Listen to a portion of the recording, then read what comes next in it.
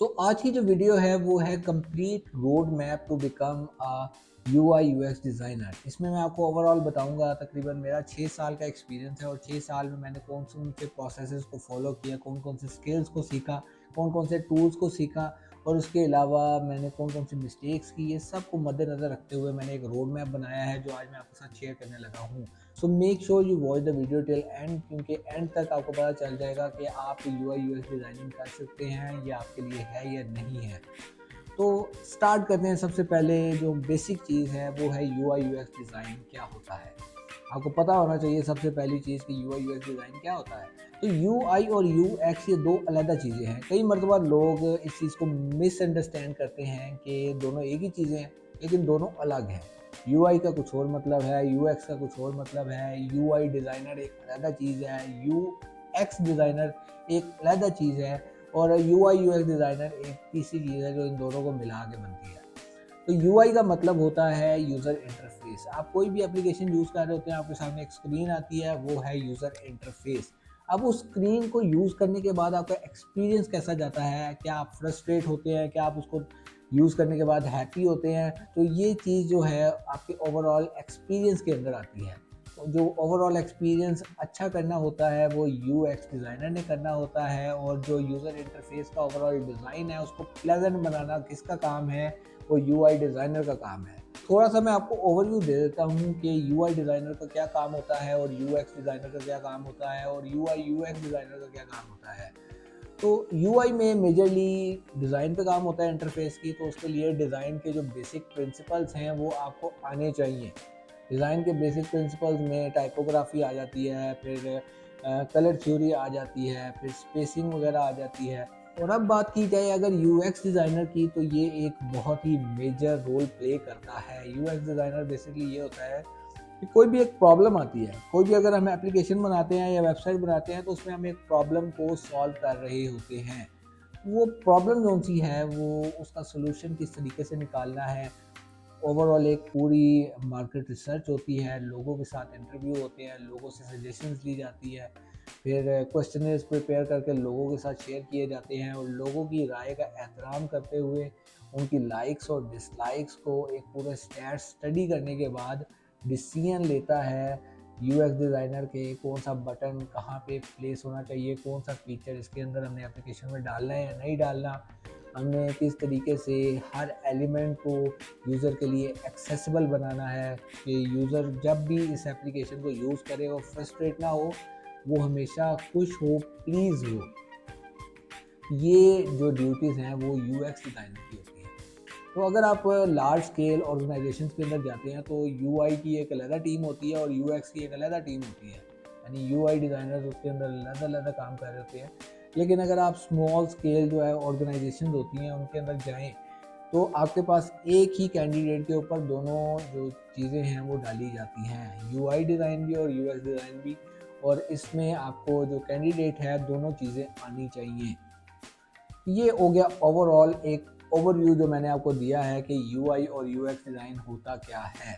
इसमें कोई ज़्यादा रॉकेट साइंस नहीं है, बस कुछ चीज़ें हैं बेसिक।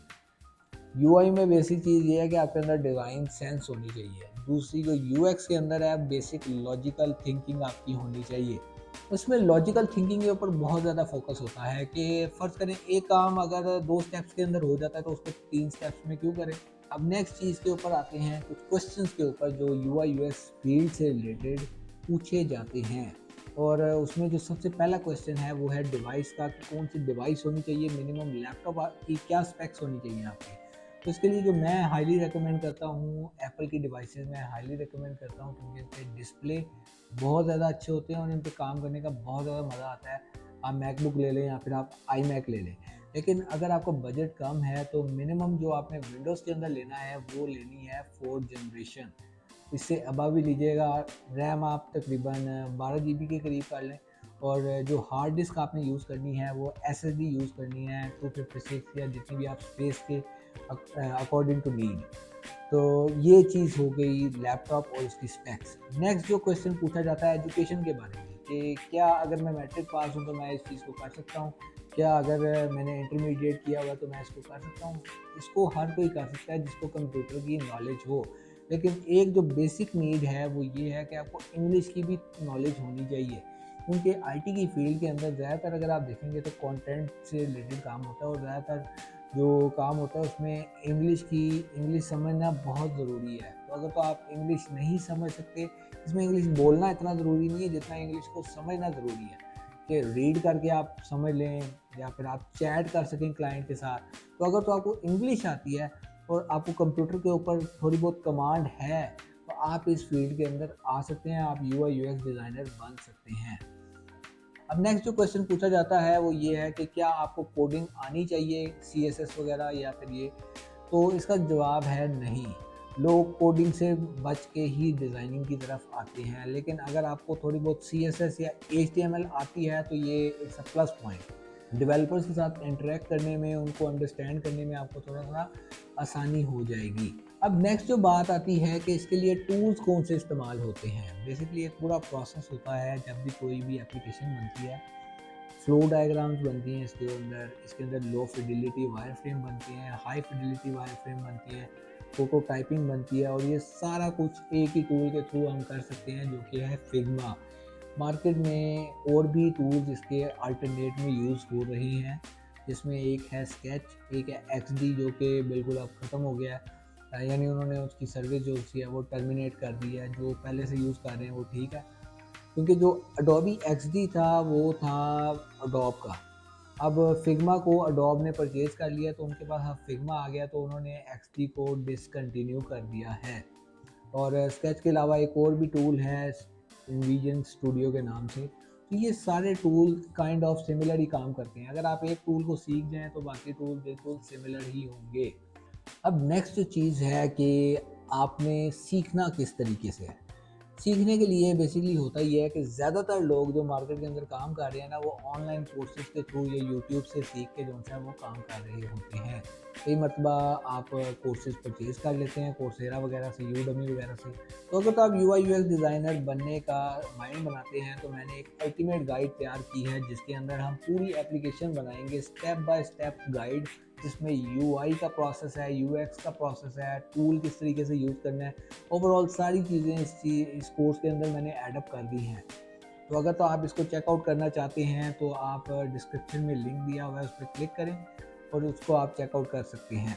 अब फ़र्ज़ करें कि आपने सीख लिया, यूआई यूएक्स डिज़ाइनर आप बन गए, आपने 3 से 4 एप्लीकेशन के ऊपर काम भी कर लिया। अब आपने मार्केट के अंदर किस तरीके से एंट्री डालनी है, तो सबसे ज़्यादा जो रिकमेंडेड होता है, आप किसी सॉफ्टवेयर हाउस के अंदर इंटर्नशिप कर लें। अगर तो आपको किसी भी सॉफ्टवेयर हाउस के अंदर इंटर्नशिप मिलती है तो आप इंटर्नशिप करें। डायरेक्ट फ्रीलांस प्रोजेक्ट्स के ऊपर ना जाएँ, क्योंकि जब आप क्लाइंट के साथ पहली मर्तबा इंटरेक्ट करेंगे तो आप काफ़ी गलतियाँ करेंगे, क्योंकि अभी आपने फ्रेश लर्निंग की होती है, तो आप उस एक्सपर्ट लेवल का काम नहीं करके दे सकते। क्योंकि जो फ्रीलांस प्रोजेक्ट आपको क्लाइंट पकड़ाता है वो यही एक्सपेक्ट कर रहा होता है कि मुझे जो है वो एक्सपर्ट लेवल का काम मिलेगा। तो जब आप किसी सॉफ्टवेयर हाउस में इंटर्नशिप कर रहे होंगे तो आपके पास एक सुपरवाइज़र होगा जो कि आपको बताएगा, क्लाइंट को काम पहुंचाने से पहले पहले आपको गलतियां बताएगा, आपकी गलतियां सुधर जाएंगी और उससे आपकी लर्निंग का प्रोसेस बहुत ज़्यादा तेज़ हो जाएगा। अब इंटर्नशिप से जो नेक्स्ट प्रोसेस होता है वो होता है इंटरमीडिएट डिज़ाइनर का। इंटरमीडिएट डिज़ाइनर 1 साल से लेके 2 साल तक, और जो सीनियर यूआई यूएक्स डिज़ाइनर होता है या एक्सपर्ट डिज़ाइनर होता है, उसकी जो एक्सपीरियंस की लिमिट है वो 3 साल से लेके 7 साल और ऑनवर्ड होती है। तो बेसिकली एक पूरी जर्नी होती है जो कि आपको कवर करनी होती है, और ये ओवरऑल रोड मैप मैंने आपको बता दिया है। अब बात आती है, लोग पूछते हैं कि अगर मैं यूआई यूएक्स डिज़ाइनर बन जाता हूँ तो मेरी सैलरी कितनी लगेगी। तो पाकिस्तान में अगर बात करें तो इंटरमीडिएट लेवल का जो यूआई यूएक्स डिज़ाइनर है तो उसकी सैलरी तकरीबन 1 लाख के राउंड अबाउट होगी। इंटर्न को आप कह लें कि 30 टू 40 मिल जाता है। और अगर आप बात करें सीनियर यूआई यूएक्स डिज़ाइनर की पाकिस्तान के अंदर, तो वो 2 लाख से अबव है। लेकिन अगर यही यूआई यूएक्स डिज़ाइनर यूएस के अंदर चला जाए तो $20 पर आवर, ये बहुत ही कॉमन, बहुत ही चीप रेट है। और अगर आप इसको मंथली बेसिस पे कन्वर्ट करें, डेली के 8 आवर्स लगा के, तो तकरीबन मंथली $3500 तक बनता है अगर यूएस के अंदर जॉब मिल जाए उस कंडीशन के अंदर। तो ये था ओवरऑल रोड मैप। अब आप डिसाइड करें कि आपने यूआई यूएक्स डिज़ाइनर बनना है या नहीं बनना है या डेवलपर बनना है। बाकी भी रोड मैप्स देखें और जो आपको बेहतर लगता है, अपने स्किल सेट के साथ मैच करता है, आपके माइंड सेट के साथ मैच करता है, उसी फील्ड को सिलेक्ट करें। और उम्मीद करता हूँ आपको वीडियो पसंद आई होगी। अगर तो वीडियो पसंद आई है तो इसको लाइक कर दें और चैनल को सब्सक्राइब भी कर दें।